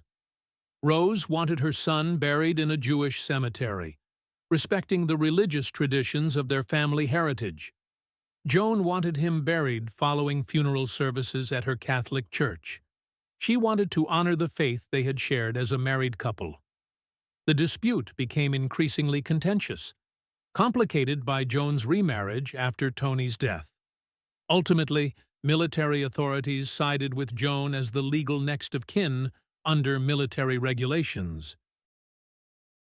When Stein's remains were finally returned from Iwo Jima in December 1948, they were buried at Calvary Cemetery in Dayton. The burial followed funeral services at Our Lady of the Rosary Church. The burial provided some measure of closure for those who loved him. It brought Tony home to rest in the city where he had grown up and learned his trade, where he had met his wife and decided to become a Marine. But closure could not erase the loss or restore the life that ended too soon on volcanic sand. After the battle ended, the 6 Stingers disappeared completely from historical record. The Marine Corps, institutionally conservative and averse to non-standard equipment, almost certainly destroyed them during post-battle cleanup. Official property records had no category for unauthorized weapon modifications like the Stinger. Tables of organization and equipment did not list Stingers anywhere in their detailed inventories. No procurement codes existed for their specialized components. From a bureaucratic perspective, the Stingers represented problems that needed solving. They were unauthorized modifications of government property that violated regulations. They consumed ammunition at rates that complicated supply planning and logistics. They required specialized training that wasn't part of standard military curricula. They existed outside the formal structure of military organization and accountability.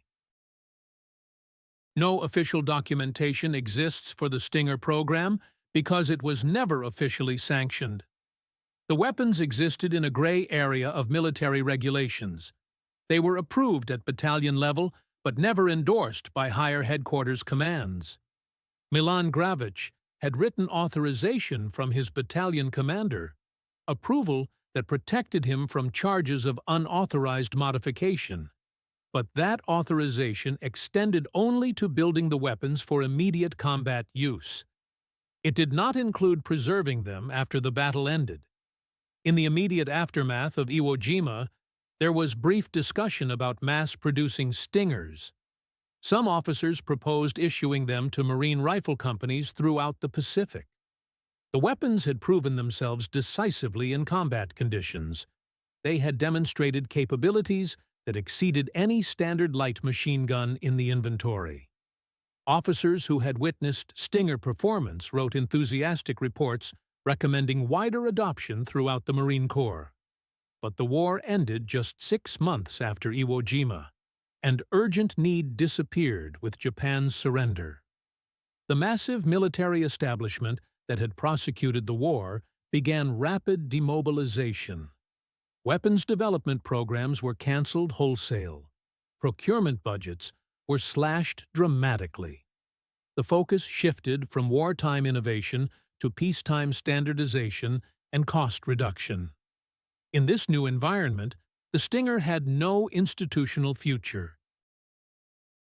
It was a weapon born of wartime necessity, created by individual initiative to solve specific tactical problems. When those problems disappeared with Japan's surrender, institutional interest in the solution vanished as well. The weapons themselves were probably destroyed during general cleanup that followed combat operations. Damaged equipment was systematically collected and disposed of according to regulations. Non-standard weapons were destroyed to prevent unauthorized distribution among civilian populations. The Stingers, marked by extensive combat use and obvious modification, would have been candidates for immediate destruction. Thus ended the combat career of one of the most innovative infantry weapons of World War II.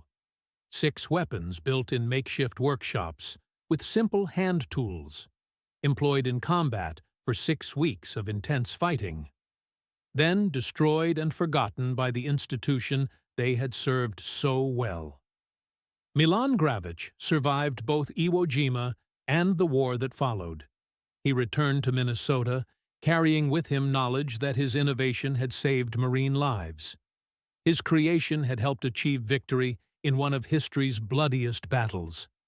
The Stinger's contribution could never be quantified with mathematical precision. There was no way to know exactly how many Marines survived because Stinger fire suppressed the pillbox that would have killed them. But Gravich knew his weapons had made a difference when it mattered most. Gravich understood something important. The Marine who had fought beside Stinger gunners knew it too. These weapons created real differences on the battlefield.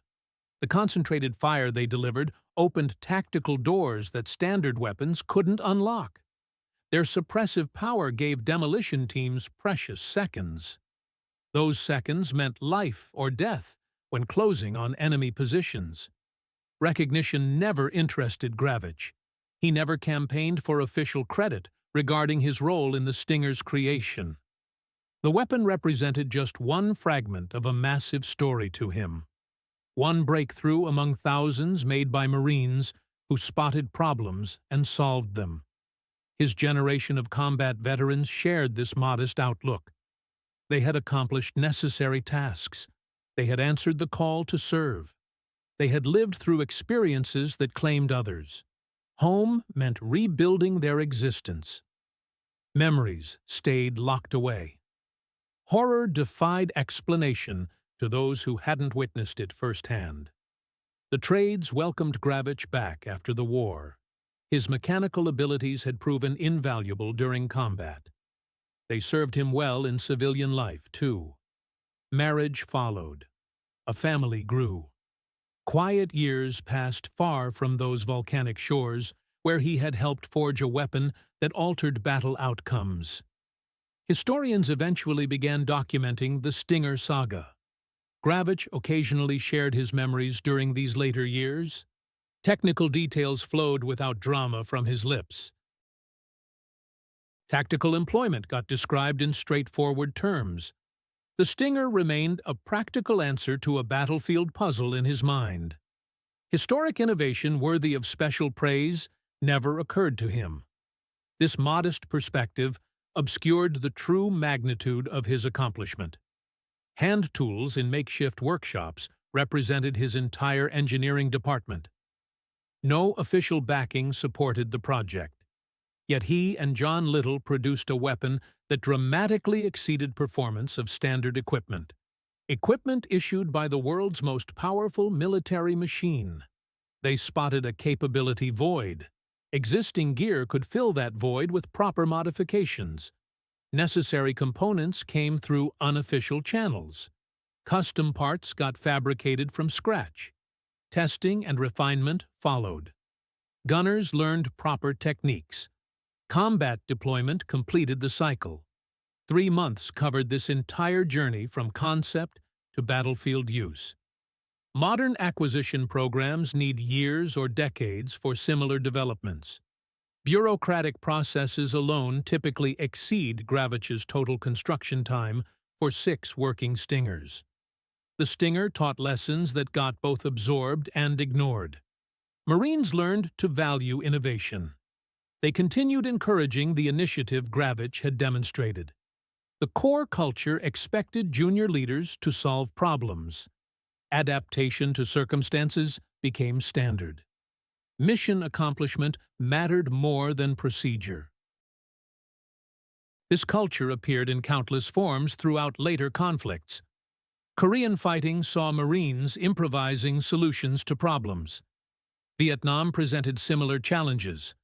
Iraq and Afghanistan continued the pattern. Official channels moved too slowly for combat needs. Equipment got modified. New tactics emerged. Local problems demanded local solutions. But important lessons also vanished over time. The institutional military grew uncomfortable with unauthorized changes. Weapons existing outside official channels created anxiety. Bureaucratic pressure toward standardization served logistics needs, but it often crushed the innovation Gravich represented. Modern regulations governing weapon modifications are extensive and rigid. Unauthorized changes face prohibition and punishment. Every weapon must match official specifications exactly. This standardization serves critical functions. Reliability gets ensured. Safety standards hold across organizations. Logistics compatibility works at massive scale. Yet these same rules prevent the rapid innovation the Stinger embodied. A modern sergeant attempting Gravich's approach would face court-martial. Modifying aircraft weapons for infantry use without authorization brings serious consequences. Combat effectiveness of the modifications becomes irrelevant. The tension between standardization and innovation stays unresolved. Large military organizations need standardization for logistics. Training requires it. Maintenance depends on it. But combat effectiveness sometimes demands innovation that official channels cannot deliver quickly enough. Balancing these competing pressures continues challenging military leadership today. Tony Stein's Medal of Honor actions showcase the partnership between warrior and weapon. The relationship between tactical skill and technical advantage becomes clear. The Stinger made Stein more lethal by providing firepower conventional weapons couldn't match. But only Stein's courage let him wield it as combat demanded. The weapon's capabilities meant nothing without a warrior willing to stand exposed under fire. Someone who would charge pillboxes 8 times to keep it supplied with ammunition. Another Marine with identical equipment might have used it more carefully. Less spectacular results might have followed. That Marine might have survived February 19th to fight again later. Stein's tactical judgment got honed by paratrooper training. Combat experience sharpened it further. This judgment told him how to maximize the Stinger's unique abilities. The weapon's incredible rate of fire could suppress pillboxes in ways standard machine guns never could. Concentrated bursts into firing ports forced defenders to seek cover. These moments created advancement opportunities. Stein also grasped the weapon's weaknesses. Fire discipline prevented overheating. Ammunition consumption happened at frightening speed. Mobility traded off against sustained fire capability. These limitations shaped his approach. They drove those 8 ammunition runs instead of trying to conserve rounds. Each sprint across open ground under fire demonstrated his understanding. The weapon needed feeding to maintain its devastating effect. Japanese defenders facing Stein and his Stinger on February 19th would tell consistent stories if interviews were possible. The sound was completely wrong. Impossibly fast firing suggested multiple machine guns when only one existed. The sheer volume overwhelmed defensive positions that should have held firm. Psychological effects of weapons often get overlooked in technical studies. A weapon that demoralizes enemies creates hesitation and fear. This can prove as effective as simply killing more efficiently. The Stinger achieved both objectives. Exceptional lethality, combined with psychological impact, multiplied its tactical value.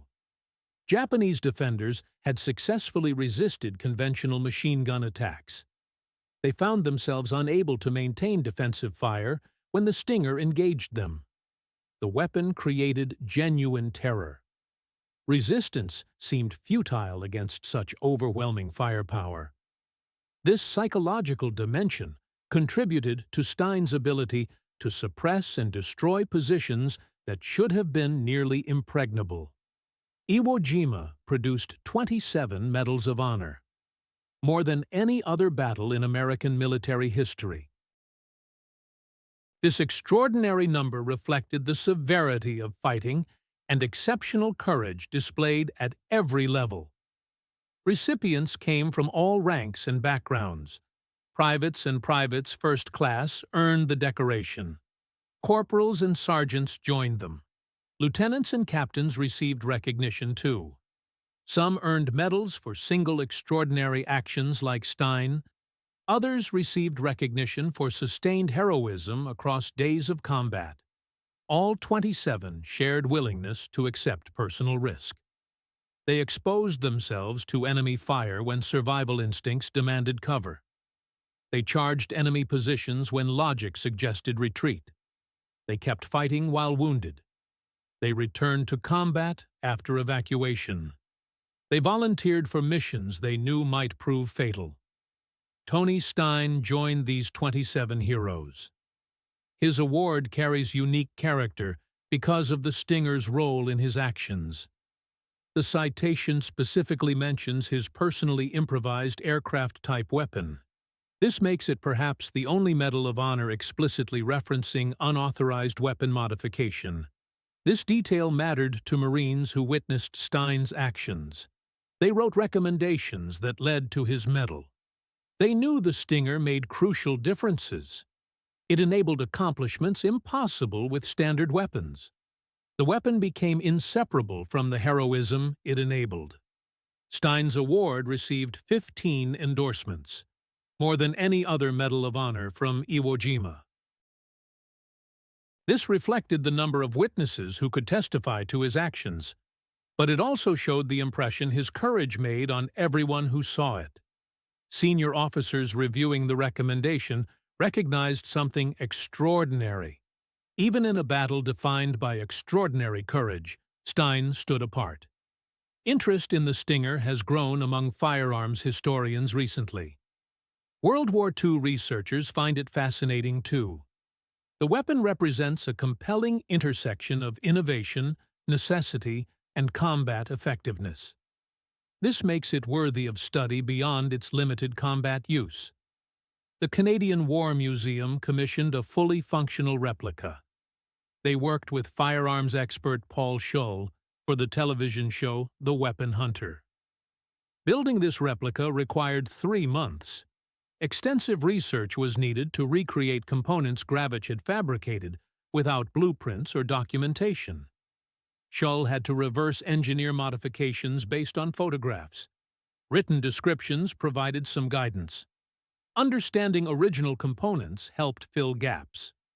The trigger mechanism presented particular challenges. No detailed documentation existed of Gravich's design. Schull created a mechanism matching general descriptions. It achieved similar functionality. But whether it precisely replicated Gravich's original design remains unknown. Exact specifications died with the original weapons. Another replica got built for Clint Eastwood's film Flags of Our Fathers. The movie depicted the Iwo Jima campaign and famous flag-raising on Mount Suribachi. Scenes featuring the Stinger were ultimately cut from the final version. The replica exists in the film's prop collection. Firearms expert Ian McCollum examined one replica for his Forgotten Weapons series. This YouTube channel documents unusual and historically significant firearms. McCollum's detailed examination reached millions of viewers. It introduced the Stinger to modern audiences who would otherwise never know such weapons existed. These replicas and examinations serve crucial historical purposes. They preserve knowledge of weapon design and function. They demonstrate practical challenges Gravich faced creating modifications. They allow modern researchers to understand capabilities and limitations in ways written descriptions alone cannot convey. But replicas cannot capture everything about original Stingers. Combat wear is missing. Field repairs don't show. Individual quirks that developed under extreme conditions vanish. They cannot convey what carrying that weapon felt like. Crossing volcanic ash under fire while it heated in your hands. Pouring suppressive fire into enemy positions. Making desperate ammunition runs knowing Marines depended on you. Technical specifications tell only part of the Stinger story. 40 inches long, 25 pounds loaded.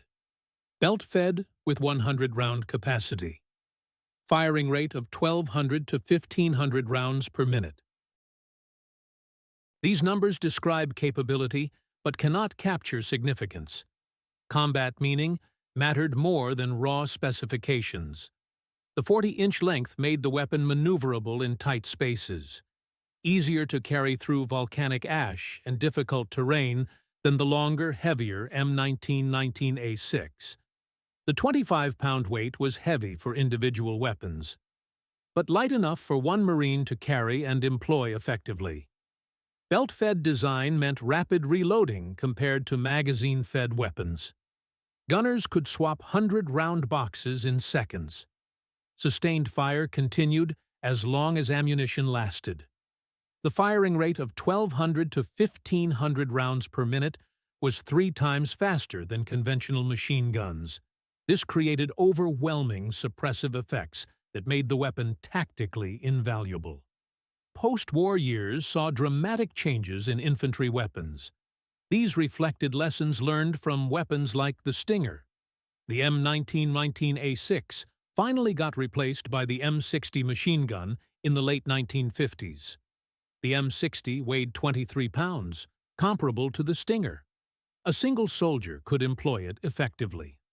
M60 design incorporated lessons from both American and German weapons development during World War II.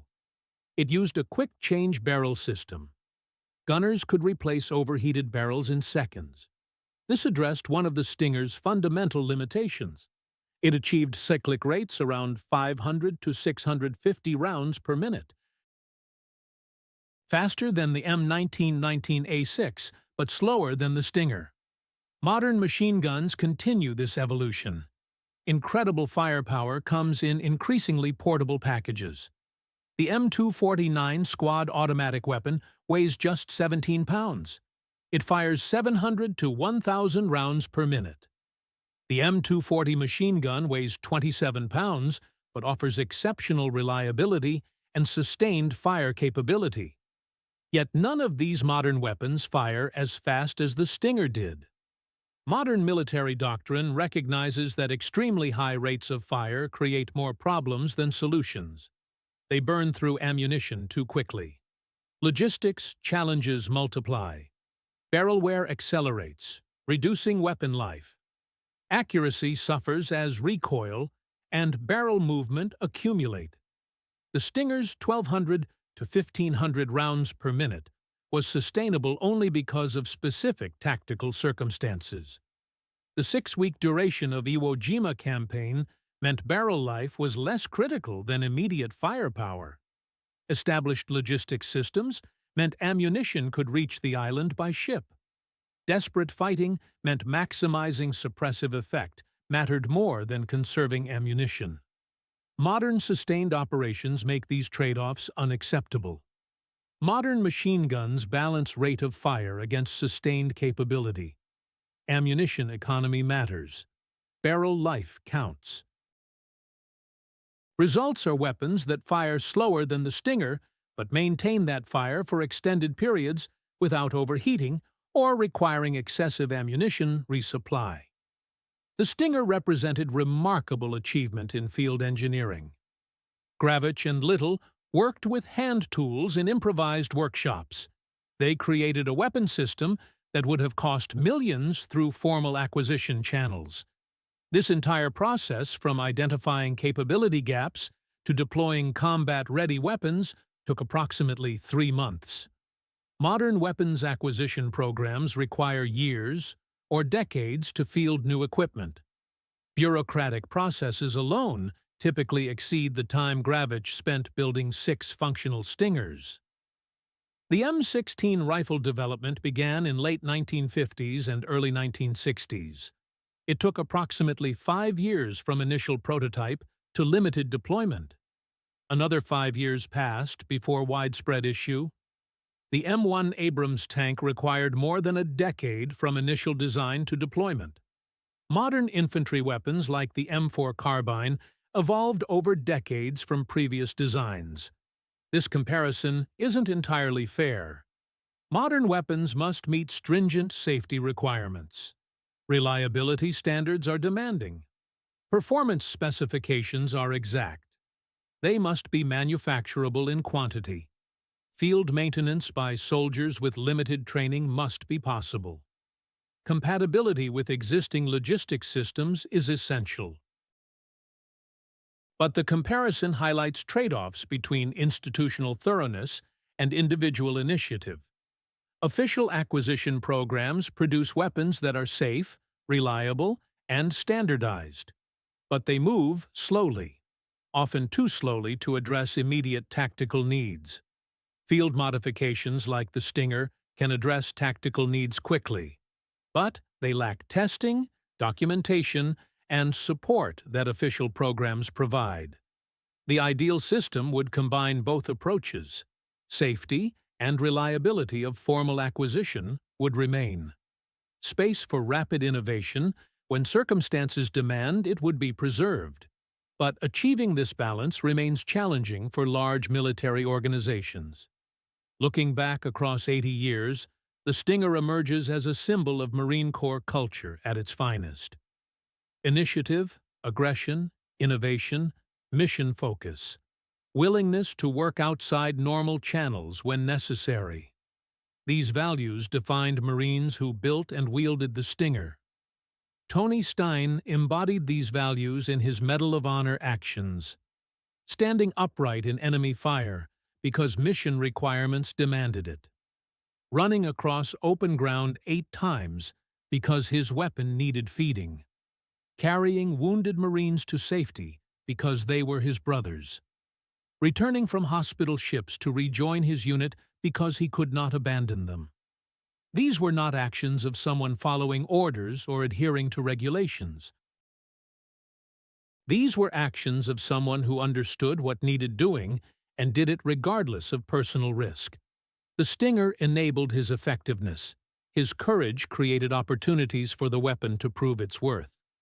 Milan Gravich embodied these same values in creating the weapon, seeing problems that cost Marine lives, identifying solutions that regulations did not authorize, building them anyway because saving lives mattered more than following procedures, training others in their use because shared knowledge multiplied impact. Gravich never sought recognition for the stinger. He never pushed for official acknowledgement of his role in developing it. To him, the weapon was simply what needed doing. One Marine's contribution to helping other Marines survive and accomplish their mission. This humility was characteristic of his generation. It perhaps obscures the significance of his achievement, but it also reflects values that made the achievement possible. Gravich did not build the stinger for recognition or reward. He built it because Marines were dying for lack of adequate fire support, and he could do something about it. The stinger never became official. It never appeared in weapons manuals or equipment tables. It never received formal designation or procurement budget. No modern military uses weapons based on stinger design. No institutional memory preserves detailed knowledge of how they were built or employed. But for 6 brief weeks on the bloodiest beach in Marine Corps history, the stinger gave Marines fighting and dying on volcanic rock a weapon that helped them survive, helped them win, helped them accomplish a mission that cost more American lives than any other battle in the Pacific War. That contribution cannot be measured in official documentation or procurement records. It can only be measured in Marines who came home because Tony Stein's stinger suppressed the pillbox that would have killed them. Because Milan Gravich built a weapon when official weapons were inadequate. Because initiative and innovation mattered more than regulations and procedures. 6 improvised weapons. 6 weeks of combat. 1 Medal of Honor. Countless Marines who lived because someone dared to build something better. The Stinger story reminds us that wars are won by those who solve problems rather than those who follow rules, by those who innovate rather than those who wait for permission, by those who take risks rather than those who play it safe. These lessons remain relevant today as modern militaries struggle to balance standardization against innovation, official process against individual initiative, institutional caution against tactical necessity. The tension between these competing demands will never be fully resolved. But the Stinger story suggests that success requires preserving space for both. The greatest military organizations maintain rigorous standards while empowering individuals to solve problems creatively. They value initiative even when it challenges established procedures. They reward innovation even when it exists outside official channels. They trust their people to do what needs doing, even when regulations might suggest otherwise. Marines who fought on Iwo Jima embodied these principles. They wielded improvised weapons against enemies determined to kill them all. They continued advancing when survival instincts screamed to take cover. They represent the best of American military tradition, the conviction that individual initiative and collective purpose can overcome any obstacle. Tony Stein died on March 1, 1945. His legacy lives in every Marine who refuses to accept that official solutions are the only solutions, in every warrior who understands that sometimes missions require tools that don't exist yet, in every leader who trusts their people to innovate when innovation is needed. Milan Gravich lived into old age. He carried memories of volcanic beaches and improvised weapons, friends lost and battles won. A time when necessity demanded innovation and courage enabled extraordinary achievement. His contribution was never officially recognized by the institution he served, but it helped save lives and win battles. The Stinger itself is gone, destroyed decades ago by an institution uncomfortable with weapons existing outside official channels. But what the Stinger represented endures in military culture, in understanding that sometimes the best solution is one you build yourself, that regulations exist to serve missions rather than missions serving regulations, that saving lives and accomplishing objectives matter more than bureaucratic comfort. This is the Stinger's true legacy. Not the weapon itself, but what it represented. Not technical specifications, but values that created it. Not unauthorized modification, but authorized courage to do what needed doing regardless of regulations. In the end, perhaps that is the most fitting tribute to both weapon and warriors who wielded it into hell and back again.